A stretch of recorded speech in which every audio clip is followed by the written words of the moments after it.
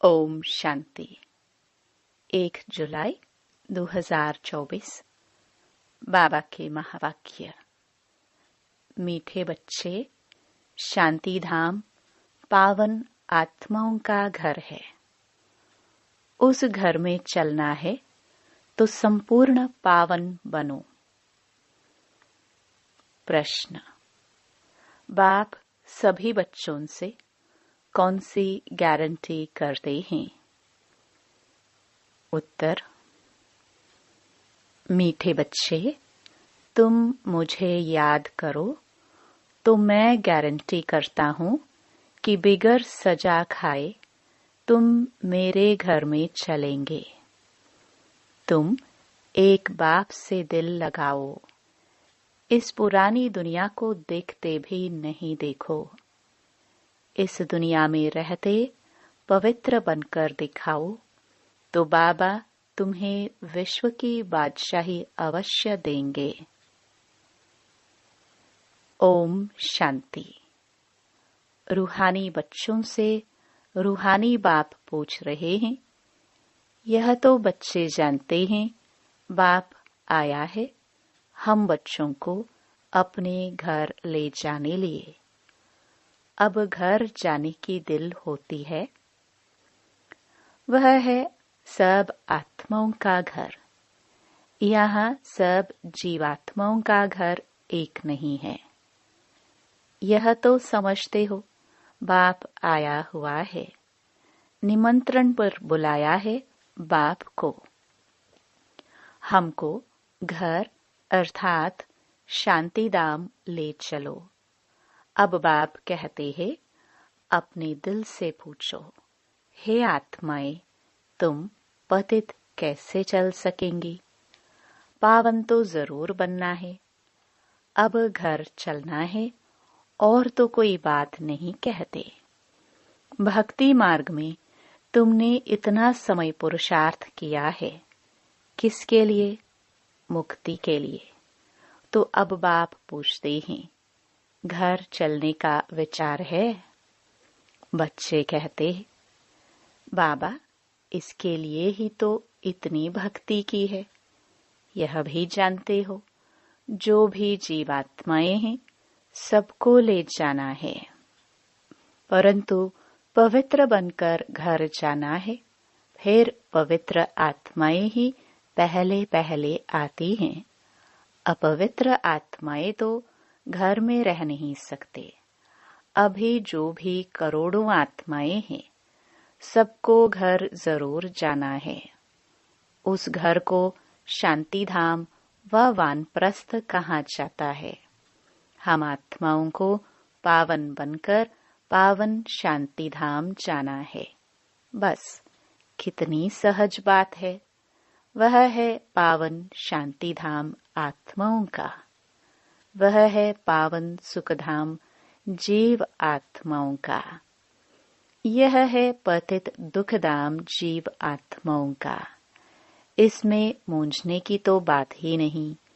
शांति धाम जहाँ सब पवित्र आत्माएं निवास करती हैं, वह है आत्माओं की पवित्र दुनिया, वाइसलेस इनकॉर्पोरियल वर्ल्ड। यह पुरानी दुनिया है सब जीव आत्माओं के। सब पतित हैं। अब बाप आए हैं आत्माओं को पावन बनाकर पावन दुनिया शांति धाम में ले जाने। फिर जो राजयोग सीखते हैं वही पावन सुखधाम में आएंगे। यह तो बहुत सहज है। इसमें कोई भी बात का विचार नहीं करना है, बुद्धि से समझना है। हम आत्माओं का बाप आया हुआ है हमको पावन शांति धाम में ले जाने। वहां जाने का रास्ता जो हम भूल गए थे सो अब बाप ने बताया है। कल्प कल्प मैं ऐसे ही आकर कहता हूँ, हे बच्चे मुझ शिव बाबा को याद करो। सर्व का सद्गति दाता एक सद्गुरु है। वही आकर बच्चों को पैगाम अथवा श्रीमत देते हैं कि बच्चों अभी तुमको क्या करना है? आधा कल्प तुमने बहुत भक्ति की है, दुख उठाया है, खर्चा करते करते कंगाल बन गए हो। आत्मा भी सतो प्रधान से तमो प्रधान बन गई है। बस यह थोड़ी बात ही समझने की है। अब घर चलना है व नहीं? हाँ बाबा, जरूर चलना है। वह हमारा स्वीट साइलेंस होम है। यह भी समझते हो बरोबर। अभी हम पतित हैं, इसलिए जा नहीं सकते हैं। अब बाप कहते हैं मुझे याद करो तो तुम्हारे पाप कट जाएंगे। कल्प कल्प यही पैगाम देता हूँ। अपने को आत्मा समझो। यह देह तो खलास हो जानी है, बाकी आत्माओं को वापस जाना है। उनको कहते हैं निराकारी दुनिया। सब निराकारी आत्माएं वहां रहती हैं। वह घर है आत्माओं का। निराकार बाप भी वहां रहते हैं। बाप आते हैं सबसे पिछाड़ी में, क्योंकि फिर सबको वापस ले जाना है। एक भी पतित आत्मा रहती नहीं है। इसमें कोई मूंझने व तकलीफ की बात नहीं है। गाते भी हैं, हे पतित पावन, आकर हमको पावन बनाए, साथ ले चलो। सबका बाप है ना। फिर जब हम नई दुनिया में पाठ बजाने आते हैं तो बहुत थोड़े रहते हैं। बाकी इतनी करोड़ आत्माएं कहाँ जाकर रहती हैं? यह भी जानते हो, सतयुग में थोड़ी जीव आत्माएं थी। छोटा झाड़ था, फिर वृद्धि को पाया है। झाड़ में अनेक धर्मों की वैरायटी है। उसको ही कल्प वृक्ष कहा जाता है। कुछ भी अगर नहीं समझते हो तो पूछ सकते हो। कई कहते हैं बाबा, हम कल्प की आयु 5000 वर्ष कैसे माने? अरे बाप तो सत्य ही सुनाते हैं। चक्र का हिसाब भी बताया है। इस कल्प के संगम पर ही बाप आकर दैवी राजधानी स्थापन करते हैं, जो अभी नहीं है।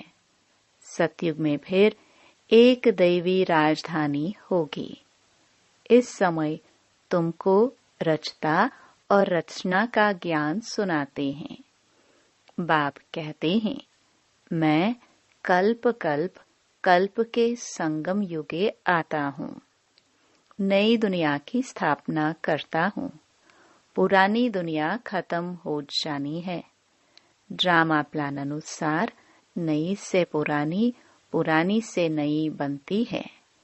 इसके 4 भाग भी पूरे हैं, जिसको स्वस्तिका भी कहते हैं, परंतु समझते कुछ भी नहीं है। भक्ति मार्ग में तो जैसे गुड़ियों का खेल खेलते रहते हैं। अताह चित्र हैं। दीपमाला पर खास दुकान निकालते हैं। अनेकानेक चित्र हैं। अभी तुम समझ गए हो। एक है शिव बाबा और हम बच्चे। फिर यहाँ आओ तो लक्ष्मी नारायण का राज्य, फिर राम सीता का राज्य, फिर बाद में और धर्म आते हैं, जिससे तुम बच्चों का कनेक्शन ही नहीं है। वह अपने अपने समय पर आते हैं। फिर सबको वापस जाना है। तुम बच्चों को भी अब घर जाना है। यह सारी दुनिया विनाश होनी है। अब इसमें क्या रहना है? इस दुनिया से दिल ही नहीं लगती। दिल लगानी है एक माशूक से। वह कहते हैं मुझ एक के साथ दिल लगाओ तो तुम पावन बनेंगे। अब बहुत गई, थोड़ी रही। टाइम जाता रहता है। योग में नहीं रहे होंगे तो फिर अंत में वह बहुत पश्चाताप करेंगे, सजा खाएंगे, पद भी भ्रष्ट हो जाएगा। यह भी तुमको अभी मालूम पड़ा है कि अपना घर छोड़ हमको कितना समय हुआ है। घर जाने लिए ही तो माथा मारते हैं ना। बाप भी घर में ही मिलेगा, सतयुग में तो नहीं मिलेगा। मुक्ति धाम में जाने के लिए मनुष्य कितनी मेहनत करते हैं, उसको कहा जाता है भक्ति मार्ग। अभी भक्ति मार्ग खलास होना है ड्रामानुसार। अभी मैं तुमको घर ले जाने के लिए आया हूँ, जरूर ले जाऊंगा। जितना जो पावन बनेंगे उतना ऊंच पद पाएंगे। इसमें मूंझने की बात ही नहीं। बाप कहते हैं, बच्चे तुम मुझे याद करो, मैं गारंटी करता हूँ तुम बिगर सजा खाए घर चले जाएंगे। याद से तुम्हारे विकर्म विनाश होंगे। अगर याद नहीं करेंगे तो सजाएं खानी पड़ेगी, पद भी भ्रष्ट हो जाएगा। हर 5000 वर्ष बाद मैं यहीं आकर समझाता हूँ। मैं अनेक बार आया हूँ तुमको वापस ले जाने। तुम बच्चे ही हार जीत का पाठ बजाते हो, फिर मैं आता हूँ ले जाने। यह है पतित दुनिया, इसलिए गाते भी हैं पतित पावन आओ। हम विकारी पतित हैं, आकर निर्विकारी पावन बनाओ। यह है विकारी दुनिया। अभी तुम बच्चों को संपूर्ण निर्विकारी बनना है। जो पीछे आते हैं वह सजा खाकर जाते हैं, इसलिए फिर आते भी ऐसी दुनिया में हैं जहाँ 2 कलाएं कम हो जाती हैं। उनको संपूर्ण पवित्र नहीं कहेंगे, इसलिए अब पुरुषार्थ भी करना चाहिए। ऐसा न हो कि कम पद हो जाए। भल रावण राज्य नहीं है, परंतु पद तो नंबरवार है ना। आत्मा में खाद पड़ती है तो फिर उसको शरीर भी ऐसा मिलेगा। आत्मा गोल्डनेज्ड से सिल्वरेज्ड बन जाती है। चांदी की खाद आत्मा में पड़ती है, फिर दिन प्रतिदिन जास्ती छीछी खाद पड़ती है मुलम्मे की। बाप बहुत अच्छी रीति समझाते हैं। कोई नहीं समझते हैं तो हाथ उठाओ। जिसने 84 जन्मों का चक्कर लगाया है उनको ही समझाएंगे। बाप कहते हैं, इनके 84 जन्मों के अंत में मैं आकर प्रवेश करता हूँ। इनको ही फिर पहले नंबर में आना है। जो पहले था वह लास्ट में है, उनको ही पहले नंबर में जाना है। जो बहुत जन्मों के अंत में पतित बन गया है, मैं पतित पावन उनके ही शरीर में आता हूँ, उनको पावन बनाता हूँ। कितना क्लियर कर समझाता हूँ। बाप कहते हैं, मुझे याद करो तो तुम्हारे पाप भस्म होंगे। गीता का ज्ञान तो तुमने बहुत सुना और सुनाया है, परंतु उनसे भी तुमने सद्गति को नहीं पाया। बहुत सन्यासियों ने तुमको मीठे मीठे आवाज से शास्त्र सुनाए, जिस आवाज को सुनकर बड़े बड़े आदमी जाकर इकट्ठे होते हैं। कनरस है ना। भक्ति मार्ग है ही कनरस। इसमें तो बाप को याद करना है। भक्ति मार्ग अब पूरा होता है। बाप कहते हैं, मैं तुम बच्चों को ज्ञान देने आया हूँ जो कोई नहीं जानते। मैं ही ज्ञान का सागर हूँ। ज्ञान कहाँ जाता है? नॉलेज को। तुमको सब कुछ पढ़ाते हैं, 84 का चक्कर भी समझाते हैं। तुम्हारे में सारी नॉलेज है। स्थूल वतन से सूक्ष्म वतन क्रॉस कर फिर मूल वतन में जाते हो। पहले पहले है लक्ष्मी नारायण की डायनास्टी। वहां विकारी बच्चे नहीं होते, रावण राज्य ही नहीं। योग बल से सब कुछ होता है। तुमको साक्षात्कार होता है। अब बच्चा बन गर्भ महल में जाना है। खुशी से जाते हैं। यहाँ तो मनुष्य कितना रोते चलाते हैं। यहाँ तो गर्भ जेल में जाते हैं ना। वहाँ रोने पीटने की बात नहीं। शरीर तो बदलना जरूर है। जैसे सर्प का मिसाल है, इसमें मूंझने की बात ही नहीं। जास्ती पूछने का रहता नहीं है। एकदम पावन बनने के पुरुषार्थ में लग जाना चाहिए। बाप को याद करना मुश्किल होता है क्या? बाप के सामने बैठे हो ना। मैं तुम्हारा बाप तुमको सुख का वर्षा देता हूँ। तुम यह एक अंतिम जन्म याद में नहीं रह सकते हो। यहाँ अच्छी रीति समझते भी है। फिर घर में जाकर स्त्री आदि का चेहरा देखते हैं तो माया खा जाती है। बाप कहते हैं, कोई में भी ममता नहीं रखो। वह तो सब कुछ खत्म होना ही है। याद तो एक बाप को ही करना है। चलते फिरते बाप और अपनी राजधानी को याद करो। दैवी गुण भी धारण करने हैं। सतयुग में यह गंदी चीजें मांस आदि होता ही नहीं। बाप कहते हैं, विकारों को भी छोड़ दो। हम तुमको विश्व की बादशाही देता हूँ। कितनी आमदनी होती है तो क्यों नहीं पवित्र रहेंगे? सिर्फ एक जन्म पवित्र रहने से कितनी भारी आमदनी हो जाती है।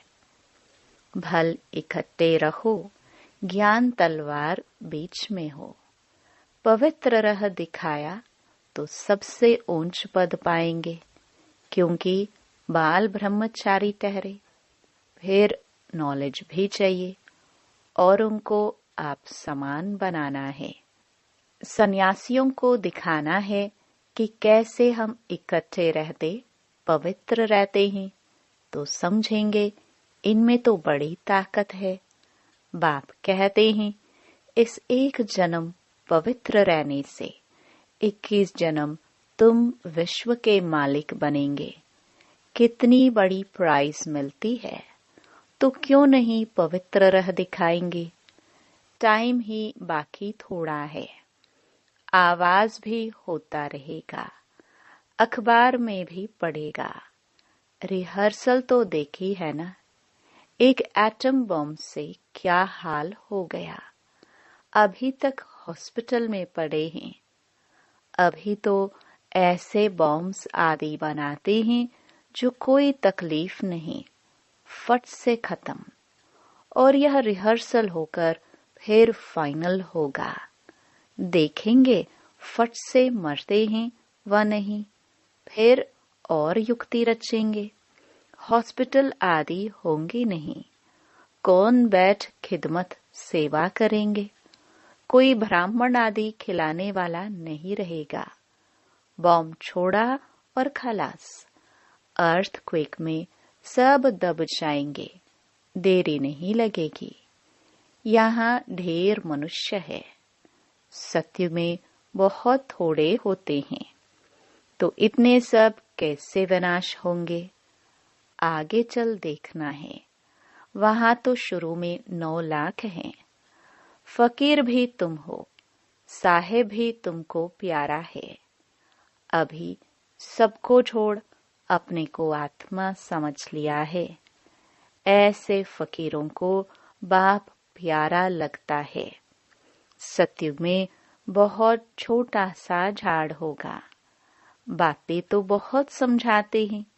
जो भी एक्टर्स है सब आत्माएं अविनाशी है।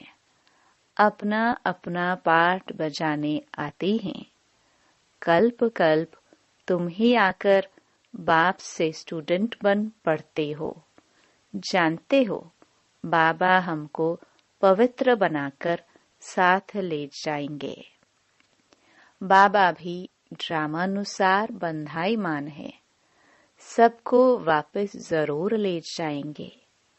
इसलिए नाम ही है पांडव सेना। तुम पांडव क्या कर रहे हो? तुम बाप से राज्य भाग्य ले रहे हो। हूबहू कल्प पहले मिसल, नंबरवार पुरुषार्थ अनुसार।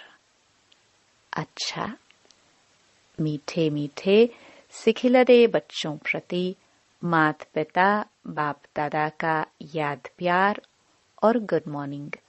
रूहानी बाप की रूहानी बच्चों को नमस्ते। धारणा के लिए मुख्य सार। पहला, बाप का प्यारा बनने के लिए पूरा फकीर बनना है। देह को भी भूल स्वयं को आत्मा समझना ही फकीर बनना है। बाप से बड़े ते बड़ी प्राइस लेने के लिए संपूर्ण पावन बनकर दिखाना है। दूसरा, वापस घर जाना है, इसलिए पुरानी दुनिया से दिल नहीं लगानी है। एक माशूक से ही दिल लगानी है।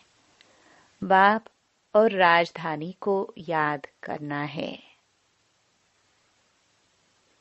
वरदान। ब्राह्मण जीवन में सदा चीयरफुल और केयरफुल मूड में रहने वाले कंबाइंड रूपधारी भव। यदि किसी भी परिस्थिति में प्रसन्नता की मूड परिवर्तन होती है तो उसे सदा काल की प्रसन्नता नहीं कहेंगे। ब्राह्मण जीवन में सदा चीयरफुल और केयरफुल मूड हो। मूड बदलनी नहीं चाहिए। जब मूड बदलती है तो कहते हैं मुझे तो एकांत चाहिए, आज मेरा मूड ऐसा है। मूड बदलती तब है जब अकेले होते हो। सदा कंबाइंड रूप में रहो तो मूड नहीं बदलेगी। स्लोगन। कोई भी उत्सव मनाना अर्थात याद और सेवा के उत्साह में रहना। ओम शांति।